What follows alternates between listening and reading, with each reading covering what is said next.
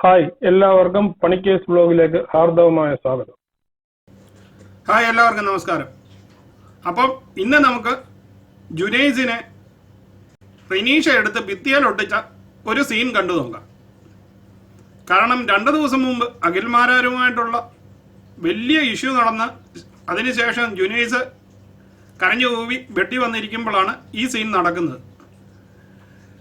Akhil Marar ജുനൈസിനെ sadist എന്ന് വിളിച്ച് എന്ന് പറഞ്ഞ് മൂടുതാങ്ങി എന്ന് പറഞ്ഞ് ശോഭയും പറഞ്ഞെന്ന് വേണ്ടി രണ്ടുപേരും കൂടി ഇംഗ്ലാവ് വെച്ച ശേഷം ബാക്കി എല്ലാവരും ചേർന്ന് അഖിൽമാരാരോട് പറഞ്ഞ് സാഡിസ്റ്റ് എന്ന് വിളിക്കുന്നത് തെറ്റാണെന്നും എന്നാൽ പുള്ളി അതൊക്കെ സമ്മതിച്ചു കഴിഞ്ഞ് അത് പറയാൻ വേണ്ടി വന്ന റിനീഷയെ ജുനൈസ് പ്രൊവോക്ക് ചെയ്യുന്നു.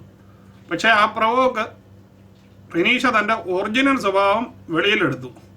റിനീഷ അലയ്ക്കാൻ തുടങ്ങിയ ജുനൈസ് പിന്നെ ഭിത്തിയിലൊട്ടിച്ചെന്ന് ഈ സീൻ കണ്ടു കഴിഞ്ഞാൽ നിങ്ങൾക്ക് ബോധ്യമാകും.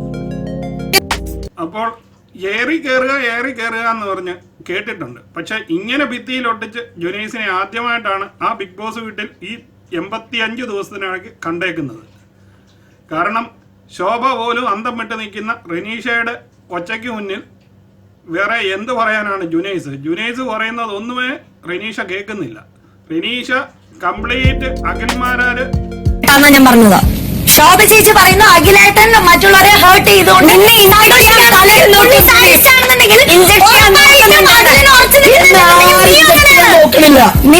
ചെയ്തത് തെറ്റാണെങ്കിൽ നീ ഇപ്പം ചെയ്യുന്നതും ഈ ശോഭ ചേച്ചി ചെയ്യുന്നതും തെറ്റാണെന്ന് പറഞ്ഞ് അലയ്ക്കുന്ന റിനീഷയുടെ മുന്നിൽ ഒന്നും മിണ്ടാനില്ലാതെ ജുനൈസ് അന്തം വിട്ട് നിൽക്കുന്ന സീനൊന്ന് കണ്ടു നോക്ക്.